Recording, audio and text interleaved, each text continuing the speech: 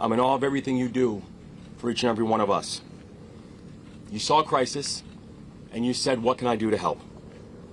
And our response teams are doing everything in our power to rescue and recover the victims of this collapse, literally as we speak. People who, as we speak, are out there are divers, are air assets, people who right now are working to save lives and are doing it because the state asked. And we will update the public as the work continues. To our partners inside and outside of government, I know this has been a long night. We started coordinating immediately after the Key Bridge collapsed.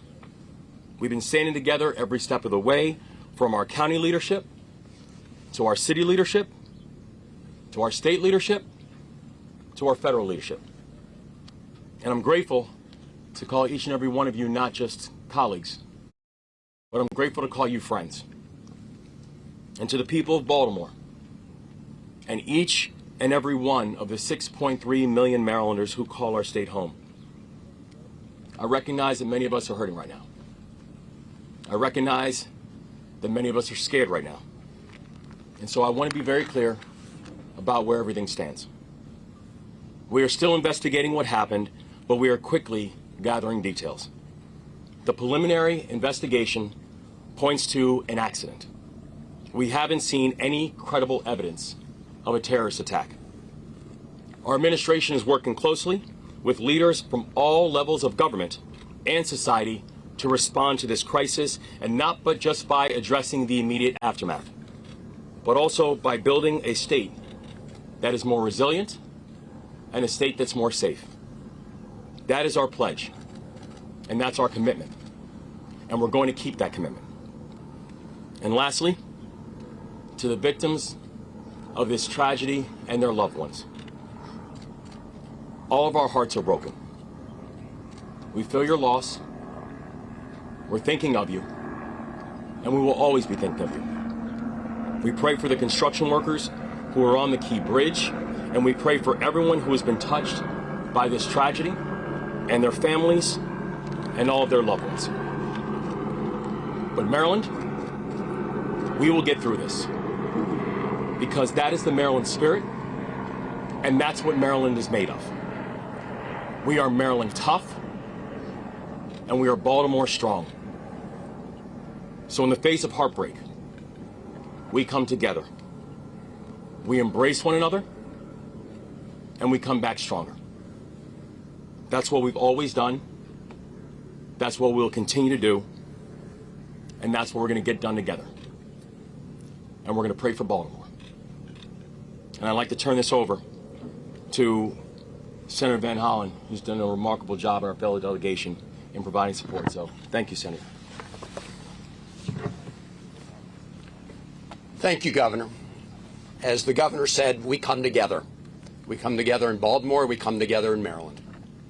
First of all, our hearts go out to all those who are on the bridge and their loved ones. We pray for them.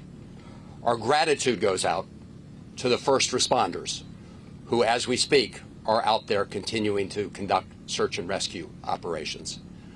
I want to thank the governor, the mayor, the county executive, all the people gathered here as part of Team Baltimore and Team Maryland. And the federal government is with them as a partner. The Coast Guard, as we speak, is also part of this mission. Coast Guard cutters, Coast Guard aviation assets. I spoke twice today with Secretary of Transportation Pete Buttigieg. Pete Buttigieg has pledged that they will do everything they can to very quickly release emergency response funds for this important project. The National Highway Transportation Administrator is on his way to Baltimore if he's not here already. They will be releasing those early funds once all the parties are fully engaged. Second, the National Transportation Safety Board. I talked to the chair this morning. She and her team will be conducting an investigation of what happened. And finally, the Army Corps of Engineers, naval assets for looking below the surface and clearing. All of this is going to be part of the effort. The governor is leading Team Maryland. The mayor and the county executive, of course, Team Baltimore. But I'm just here to say, together with Ben Cardin, Senator Cardin, and Congressman Fume and others, the federal government is your partner in this effort. Thank you. And again, to the people of our state and the people of this great city, we're with you. We love you. We will get through this together. Thank you.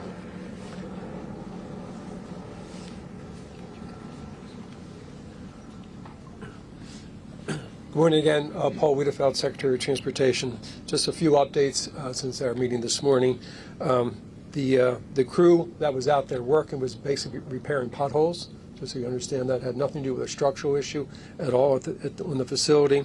At this time, one person has been rescued insofar, and our efforts continue in terms of that. Engineers are on site right now determining both some of the structural issues, obviously some of the debris field, and we'll start to work that, but we'll work hand in hand with the NTSB before we take any further action in that area. With that, I did want to introduce the FBI for a few comments as well. Hello, my name is Bill Del Bagno. I'm the special agent in charge of the Baltimore field office. First and foremost, I want to say that our hearts go out to everyone that is impacted by this tragedy, especially the victims and their families. On behalf of the FBI, I would like to say that we are with you, we're with Baltimore, and we're with the partners every step of the way. The FBI, on very first, looking at and assessing this matter from an investigative standpoint, I want to be clear that there is no specific or credible information to suggest that there are ties to terrorism in this incident. The FBI has been part of this response from the beginning. We came within 1 hour to the command post and quickly lashed up with our very strong partners all along the way. We will bring whatever resources that the FBI has to bear. We've already brought our crisis response, our victim services, and just recently our underwater search evidence recovery teams are on site. And we will continue to provide all those resources as long as it takes. And as the investigation goes on, we will take it to its logical conclusion along with our partners. To the people of Baltimore, to the public, I ask you to be patient as we go through this and as information becomes available to us. And lastly, I want to say thank you. Thank you to our partners. Thank you to everyone who in the FBI and counts on the FBI. We will always bring what we need to the people of Baltimore, and we are with you. I'd next like to introduce the Coast Guard. Good morning. The Coast Guard is still actively searching at this time. We are using response boat crews from 2 of our local Coast Guard stations, one of our helo crews from an air station in Atlantic City, and also one of our cutter crews on one of our 87-foot patrol boats. We will continue to work with our local, state, and federal partners during this tragedy. Thank you.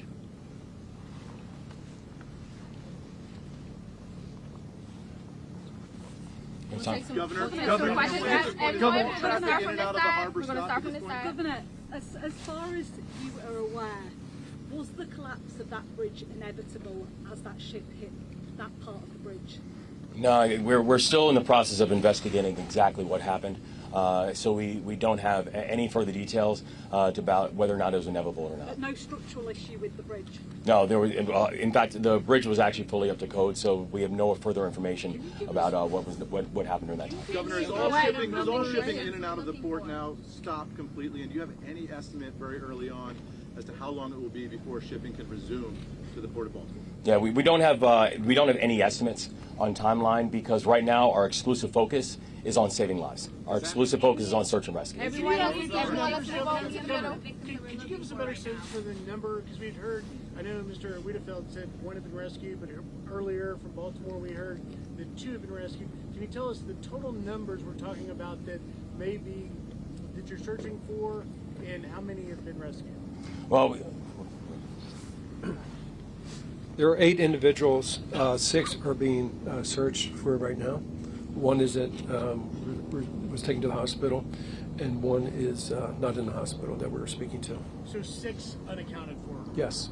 And does that involve individuals that may have been in vehicles that went in the water? Was that just the Do we construction? know? We believe it's a construction crew.